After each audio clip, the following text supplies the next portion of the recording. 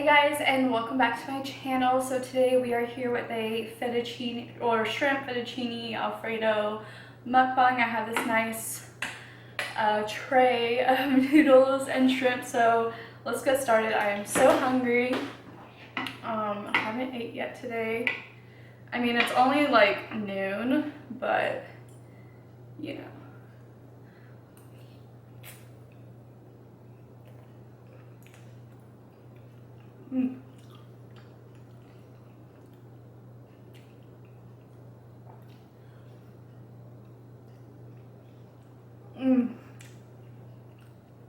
This is so good. I have shrimp in here too.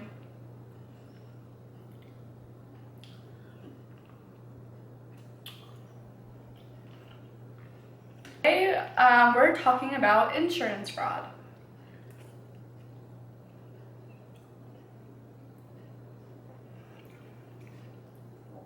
I tell you, you may think you can get away with it,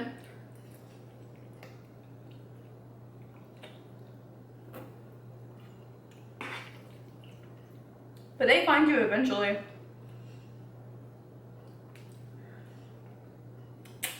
that's what happened with this case.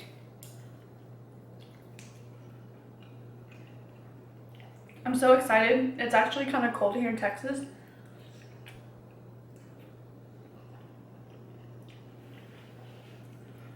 And by cold, I mean it's like 70 degrees.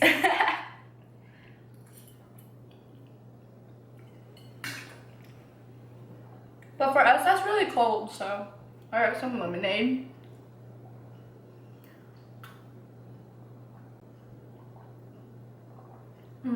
This is so good. So we're talking about insurance fraud, and this was dubbed probably the biggest insurance fraud case ever that happened in Texas. Or at least that the insurance companies know about.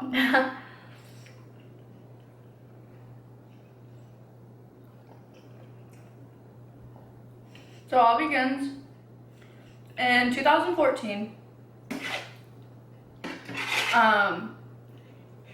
Detective, or no, not detective, but like agent, I guess whatever ATF agent, so yeah, Agent Reed goes to a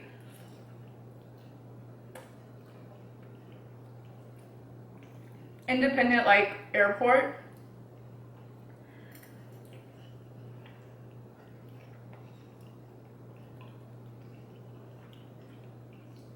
He's pretty new to the job too. He's only been an agent for about 6 months now at this time.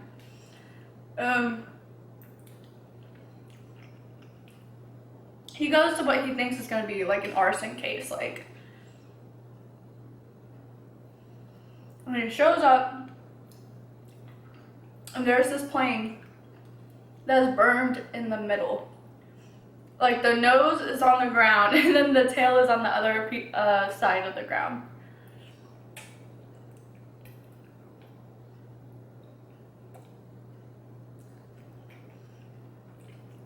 And it's just burnt down the middle. It's like, okay, kind of strange, but you know, we'll figure it out. So he talks to the owner.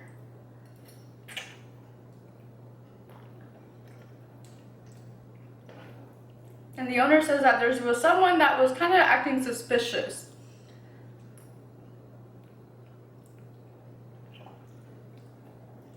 And that maybe they want to look into that.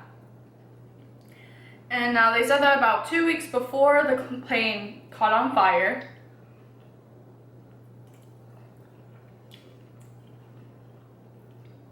this plane flies in and just lands, and then after a few minutes it just takes back off. No one gets out, nothing.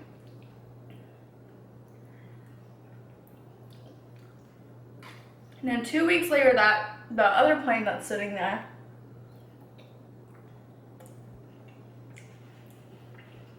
magically in the middle of the night starts or gets on fire.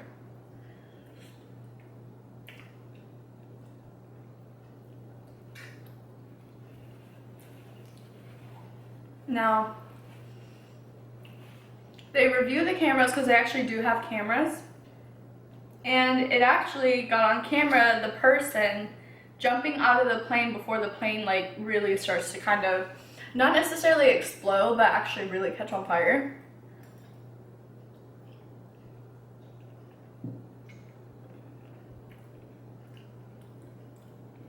So Agent Reed, he checks hospital records and everything and can't really find anything, so he's assuming whoever set the fire did not get hurt or is just treating their burns at home. One of the pilots, Pilot Dyson,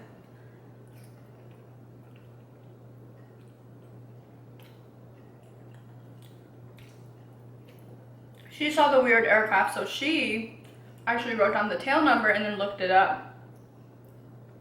Found his name. So she provided his name.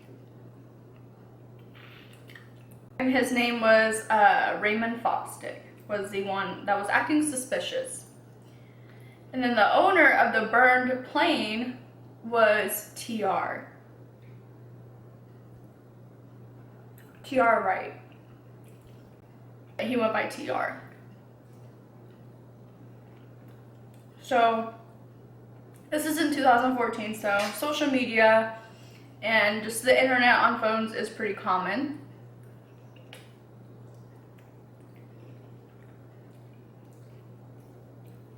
So Reed decides, you know what, I'm gonna Google both of these guys' names.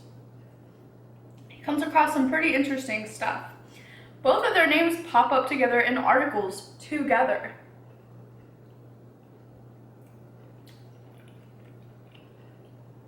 They actually know each other.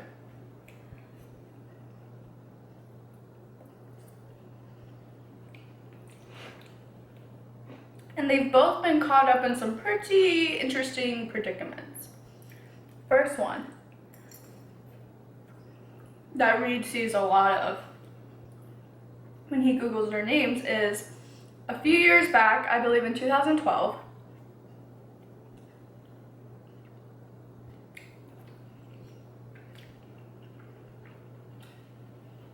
they decided to take a plane from near where that airport was, all the way to Florida. However, about halfway through, when they're about 30 to 40 miles out in the ocean from Louisiana, their plane somehow malfunctions and catches fire, and they have to do an emergency landing in the ocean. Are sharks in the water? This isn't just, falling in a lake or whatever, They're in the ocean, 40 miles out.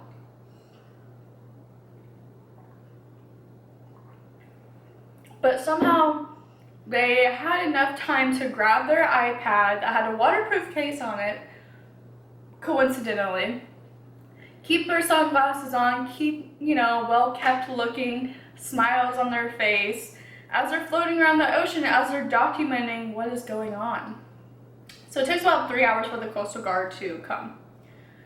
TR didn't have any injuries, but Fosdick did have like an arm injury, and his arm had to be put in a sling. I can't remember if he broke it or what, but he did have an injury from it.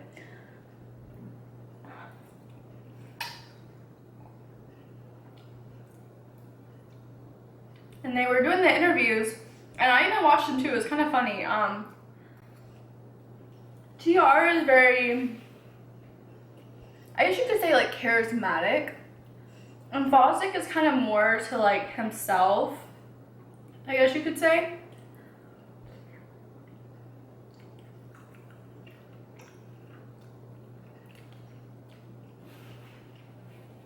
And as they're being interviewed, TR is, you can tell he's loving it. He's like, no, I wasn't scared, I know we would be fine. And Fosdick just kind of sits in the back, kind of like, yeah. But then later on in another interview, he does admit that he was kind of scared. Which I would be too. But he filed an insurance claim on it. and got double. So I believe that plane he bought for like $46,000, and then he ended up getting $86,000 back in the insurance. Because I guess with planes, the values fluctuate so much and just depend on so many different things that the insurance kind of overpays out just in case, I guess.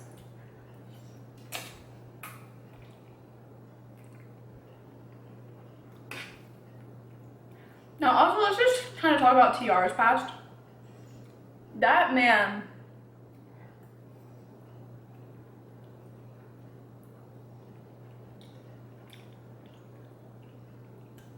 he definitely likes to make money.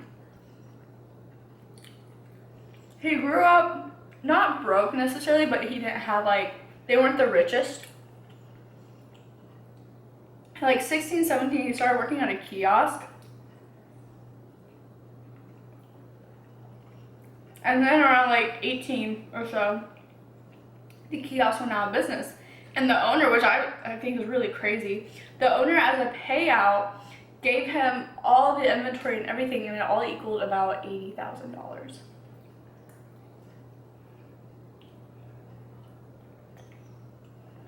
So he took that, he would just flip it. And he even started doing, he flew out to China to this convention and bought a bunch of stuff, and then he also noticed they were selling this thing called Power Play, which is like pirated, game console, I think. And then in 2005, the feds came down on it, and a lot of people that were involved with trading and selling these were all arrested. He got away because his name was never put on any of the sales somehow. And so he actually flew to Europe and chilled in Europe for 5 to 6 months until the cases went down. So I guess that was like his first like taste of kind of doing like fraudulent or like slightly illegal business. And so now he's laying low in Europe. And by this time he's about to hit his 20s, and by this time he estimated that he had already made about $4.5 million. That is crazy. Like,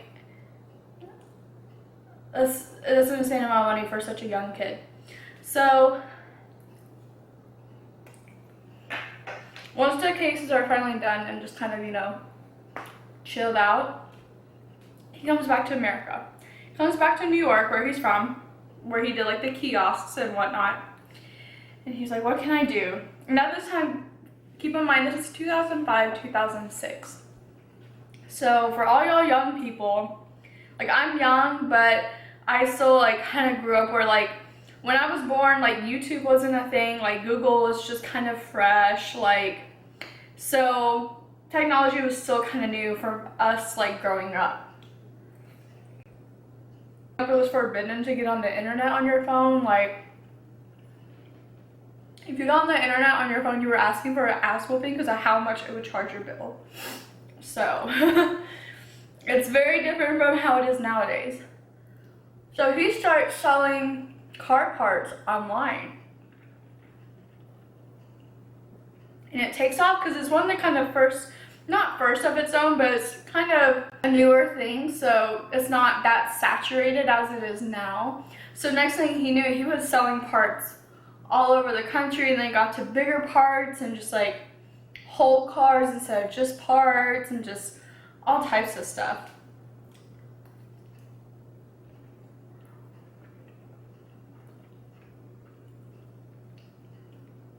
He made so much money that he bought a 110-foot yacht. And he named it Never Enough. Also too, TR always kind of knew that he wanted to be a businessman or something like that, because he didn't own his first pair of jeans until he was like in his 20s. Everyone can remember him always dressing in suits and always dressing up really fancy. No one can ever really remember him like dressing up very average. Now, after he got this yacht, this is where he kind of learns about the Houston airport that he now has his plane at. So he rents a house like connected to the hangar. Is that how you say it? Hangar? I don't know how you say it, but the private airplane place, basically, airport. And then he eventually buys like expensive watches, expensive cars like Ferraris, Lamborghinis, and then that's when he starts buying the planes. Now in these years, he was living the life. Everyone was saying how he was, at first he started off as a beginner pilot, but then he quickly grew to become a good pilot. The only thing they said is that he did have some careless traits.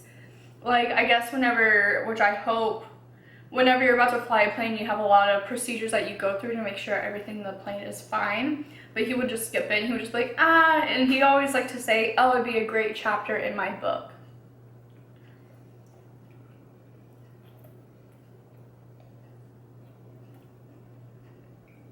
So he loves the thrill.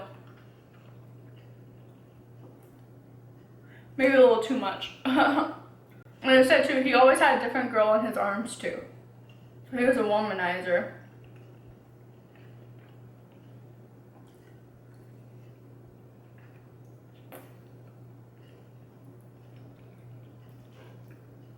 So this detective is like, after reading the case about the plane crashing, the plane crashing in the Gulf, then now his other plane is suddenly on fire, and this plane he bought for a little under $200,000, and the insurance payout was almost $500,000. So you have almost like a $300,000 profit off of this for setting it on fire.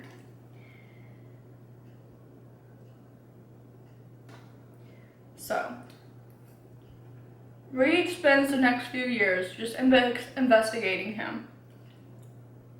Because this case is going to take a few years. It's not going to just be easy peasy. Because pretty much everything he has right now is just circumstantial evidence. Can't really be like, there's no hardcore evidence that he did conspiracy to commit tax fraud or insurance fraud.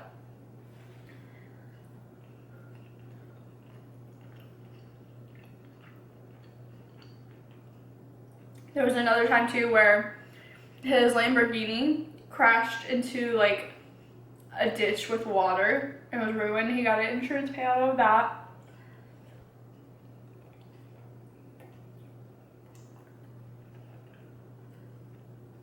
Like basically over the past like 3 to 4 years, he's had at least like 5 different insurance cases where something that he owned of very high value was either crashed or burned or sunk. Like one of his boats just sunk overnight in the marina. He got money for it. So Reed starts going around and talking to acquaintances of his.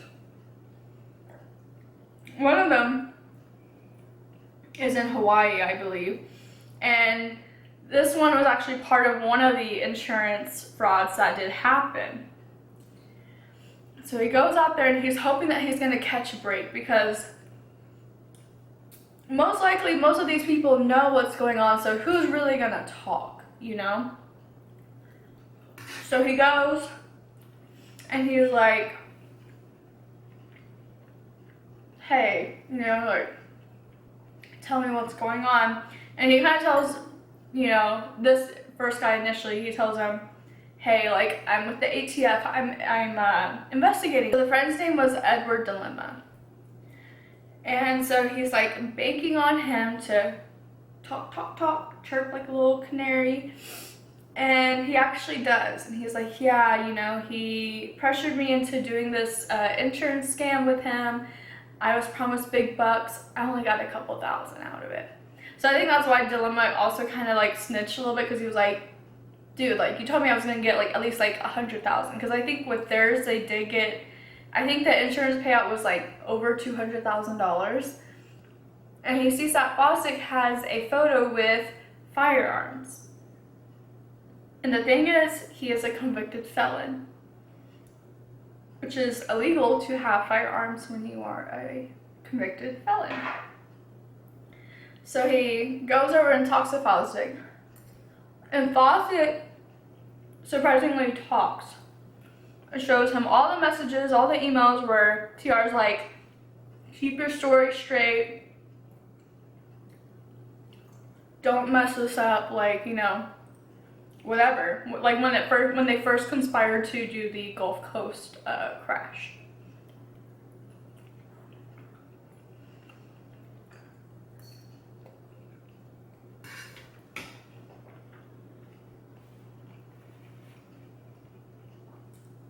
And then Reed goes back to other colleagues of TR's, but this time he's acting like he's just an insurance person doing like insurance back work, you know, just double checking the stories, making sure everything's fine. And some of them actually tell TR, they go, hey, some insurance dude was here asking about you, and TR just laughed it off. He didn't think anything of it.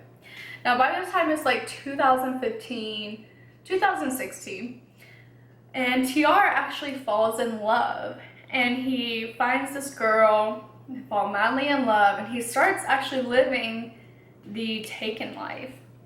He even asked her to marry him. She says yes. They have a kid together. So now instead of him jetting around the world to hook up with random girls, he's jetting around the world doing family vacations with his family. While still, because by this time he has like escalated to like jets and like all types of different sales.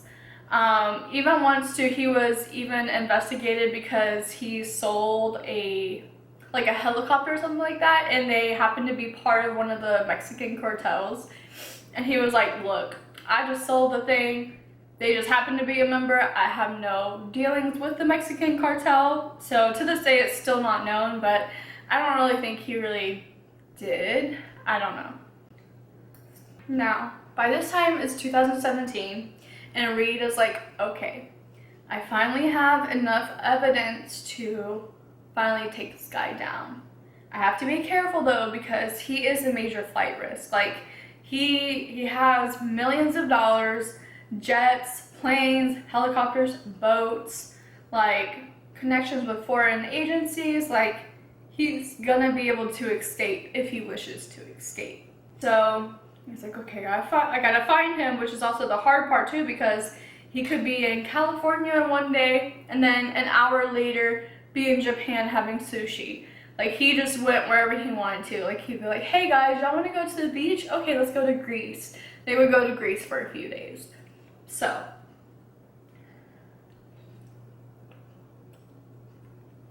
and TR said that he never thought he would get caught. He said he was too cocky for his own good. Because by this time he's in his early 30s. So he's been like living this lavish lifestyle for about 10 to 15 years now. And he said, or if he did get caught, he thought he could just buy his way out of it or do something along those lines.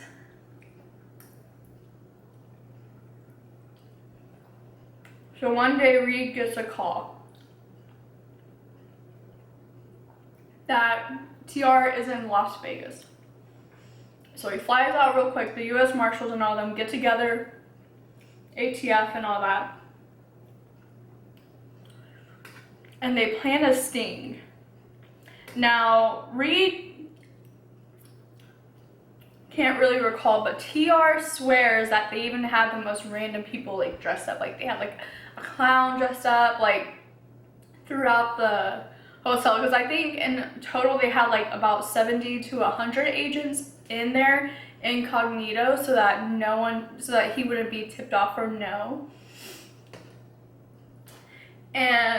But he swears that like a janitor was there like trying to handcuff him, and all these other types of different like people in different like costumes or disguises were, you know, all in on it. And so they catch him as he's going down in the lobby. And Reed, like at this point, because he hasn't seen TR in person, so it's kind of like seeing a unicorn. Like, Reed is almost kind of like awestruck, because he's just like, oh my god, like that is him, like in the flesh, finally, like it's my time.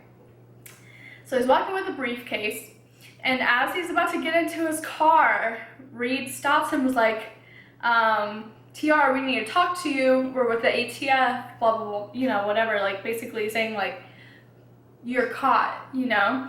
And they searched his briefcase and they said it was straight out of like a James Bond or like a crime movie. It had like $70,000 in cash or something along those lines, 2 cell phones, passports, like everything that you would see in like a typical like briefcase in a movie like that. But yeah, he got caught.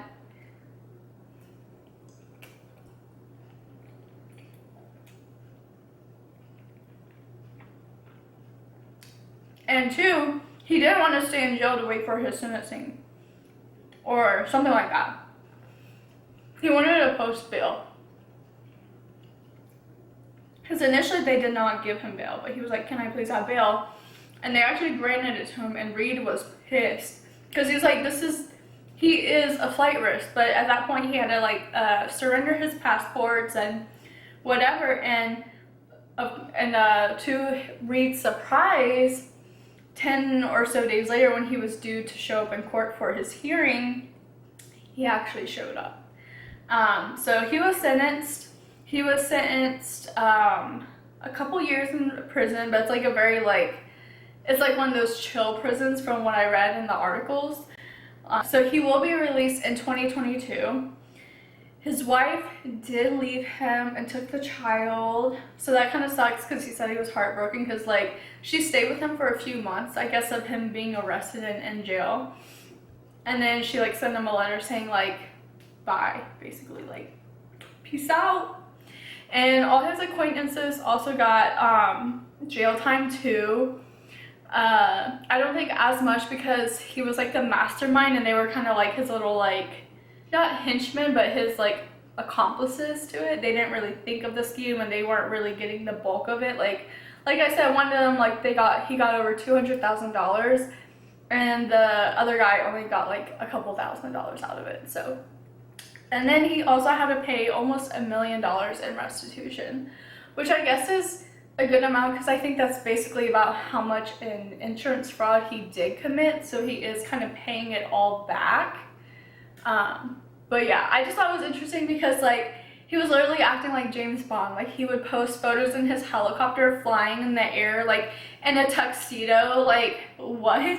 Like who does that? Yeah. Not happening here in Texas. So if you're thinking of committing insurance fraud, don't do it because you will get caught. They find out everything. It's crazy.